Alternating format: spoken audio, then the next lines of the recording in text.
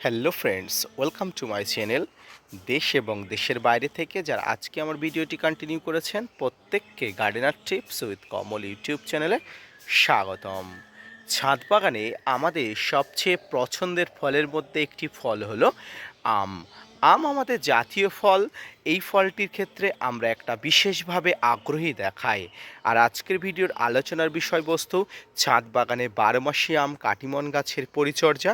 এই কাটিমন গাছের পরিচর্যা থেকে শুরু করে গাছের সার প্রয়োগ এবং এই সময় গাছে প্রচুর পরিমাণ ফুল আসলে কীভাবে পরিচর্যা করবেন, কীভাবে সার প্রয়োগ করবেন, এই সময় গাছকে কীভাবে পরিচর্যা করলে ফুল ফল ঝরে পড়ার প্রবণতা অনেক অংশে কম থাকে, তাই নিয়ে থাকছে আজকের বিস্তারিত আলোচনা। না স্কিপ করে কন্টিনিউ করুন।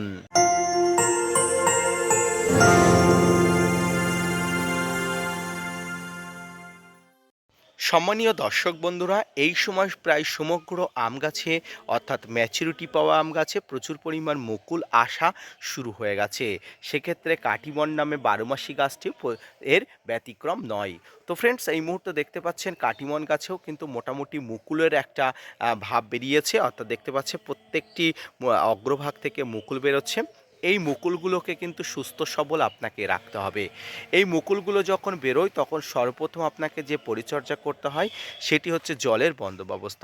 জলকে কিন্তু সঠিকভাবে আপনাকে অবশ্যই প্রয়োগ করতে হবে, কারণ জল কম বেশি হলে কিন্তু গাছের মুকুলগুলো পরিপূর্ণতা হওয়ার আগে কিন্তু ঝরে পড়বে। তাই জল কিন্তু আপনাকে যথাযথভাবে প্রয়োগ করতে হবে। এর পাশাপাশি এই জলের সঙ্গে কিছু পরিমাণ পটাশ সার প্রয়োগ করে আপনাকে যথাযথভাবে প্রয়োগ করবেন, কারণ পটাশ এই সময় গাছের অত্যন্ত প্রয়োজন রয়েছে। কারণ পটাশ গাছের অভাব হলে কিন্তু গাছের রোগ প্রতিরোধ ক্ষমতা কমে যায়। তাই এই মুকুলগুলো যাতে কোনো প্রকার কোনো রকম কীটপতঙ্গ, ফাঙ্গাস, বিভিন্ন ধরনের আক্রমণের মধ্যে না পড়ে, তার জন্য কিন্তু পটাশ সার অবশ্যই গাছে প্রয়োগ করতে হবে। পটাশ সার প্রয়োগ করার মধ্যে দিয়ে গাছকে কিন্তু যেমন শক্তিশালী করতে হবে ভিতর থেকে, ঠিক তেমনি গাছের গুটিগুলো বা গাছের মুকুলগুলোকে আরও বেশি শক্তিশালী করে তোলার জন্য বাইরে থেকে কিন্তু কীটনাশক এবং ফাঙ্গিসাইড প্রয়োগ করতে হবে। গাছের মুকুল আসা মানে কিন্তু গাছের চোষক পোকা, বিভিন্ন ধরনের ট্রিপস, মাইটস, এই ধরনের পোকার আক্রমণ ঘটে। তাই কিন্তু এই মুকুলগুলোকে প্রতিহত করার জন্য আপনাকে কিন্তু একটা বিভিন্ন সিস্টেম ব্যবহার করতে হবে, যে সিস্টেমের মধ্যে গাছকে কোনো রকম কীটপতঙ্গ বা ফাঙ্গাস আক্রমণ করতে না পারে। সম্মানীয় দর্শক, এই যে সিস্টেমের কথা বলছি, সিস্টেম বলতে গাছের কীটনাশক এবং ফাঙ্গিসাইড দিয়ে গাছকে একটা চক্রব্যূহ তৈরি করতে হবে, যে চক্রব্যূহের মধ্যে কোনো কীটপতঙ্গ, ফাঙ্গাস আসতে পারবে না। এই চক্রব্যূহটি কি?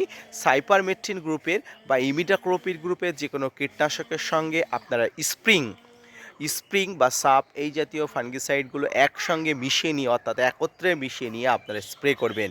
তবে আপনারা ইমিডাক্লোপিড গ্রুপের কীটনাশক করতে চাইলে করবেন বা সাইপারমেথ্রিন গ্রুপের কীটনাশক করতে চাইলে করবেন। দুটি কীটনাশক একসঙ্গে কখনোই করবেন না, কারণ দুটি কীটনাশক কিন্তু সম্পূর্ণ ভিন্ন কম্পোজিশনের, ভিন্ন কাজ। তাই অবশ্যই কিন্তু একসঙ্গে করবেন না। আপনারা সাইপারমেথ্রিন করতে চাইলে সাইপারমেথ্রিন এবং ইমিডাক্লোপিড করতে চাইলে ইমিডাক্লোপিড। প্রতি লিটার জলে 1 থেকে 2 ml নিয়ে সঙ্গে স্প্রিং ফাঙ্গিসাইড 1 থেকে 1.5 গ্রাম সঙ্গে মিশিয়ে নিয়ে আপনারা প্রতি 7 দিন অন্তর এই ধরনের গুটি প্রস্ফুটিত না হওয়া গাছে কিন্তু এই ধরনের দিতে পারেন।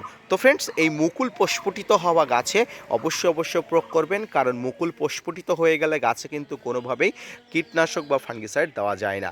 এই সময় শীতের সকালে এসে দেখবেন গাছের পাতার উপরে কুয়াশা জমে আছে, শিশির জমে আছে, এবং গাছের পাতার এই কুয়াশা শিশিরের মধ্যে দেখবেন অনেক ধরনের নোংরা ময়লার আস্তরণ থাকে। তো এই নোংরা ময়লার আস্তরণ দেখবেন যত বেলা বাড়বে তত কিন্তু গাছের সঙ্গে মিশে যাবে, অর্থাৎ এই যে নোংরাগুলো এতে কিন্তু গাছের সালোক সংশ্লেষের অনেক ক্ষতি হয়।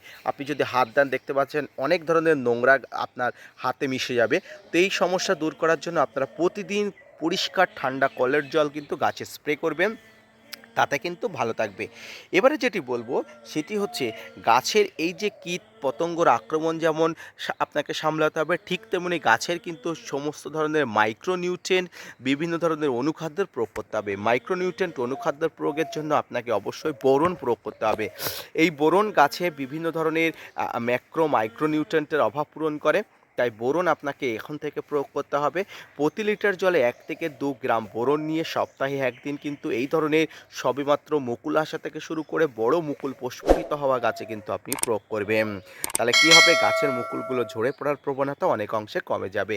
সম্মানীয় দর্শক, এরপরে আপনারা এসওপি অর্থাৎ যে পটাশের কথা প্রথম থেকে আমি বলেছি, এই পটাশ সারও কিন্তু গাছে প্রয়োগ করবেন। এসওপি অর্থাৎ 0050 এটিও কিন্তু ১ লিটার জলে ১ গ্রাম গুলে নিয়ে কিন্তু আপনি প্রয়োগ করবেন।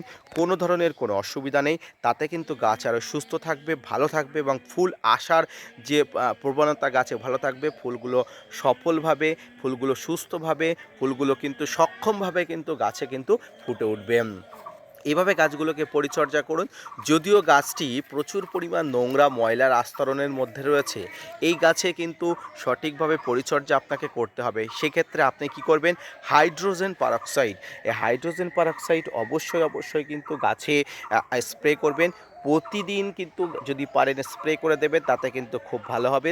প্রতিদিন না পারলেও কিন্তু সপ্তাহে একবার হাইড্রোজেন পারক্সাইড স্প্রে করে দেবেন। সম্মানীয় দর্শক, এবার আসি গাছের গোড়ার কথা। এই সময় গাছের গোড়ায় কি কোনো রকম কোনো খাবার দেবেন? উত্তর হবে না। গাছের গোড়ায় এই সময় কোনো ধরনের কোনো ভারী খাবার দেবেন না, কারণ এই সময় ভারী খাবার গাছে প্রয়োগ করলে গাছ কিন্তু অন্যভাবে কিন্তু গ্রোথ পাবে, তাই কিন্তু ফুল ঝরে পড়বে, ফল ঝরে পড়বে। তাই কোনোভাবেই কিন্তু গাছের গোড়াতে খাবার দেবেন না। গাছের গোড়াতে খাবার তখনই দেবেন যখন সবেমাত্র গুটিগুলো সেট আপ হবে, গুটিগুলো থেকে সবেমাত্র ছোট্ট ছোট্ট মটর দানার মতো ফল দেখা দেবে। এই ফলগুলো তখন খাবারের প্রয়োজন হবে, তাই খাবার তখন গাছে অবশ্যই দিতে হবে।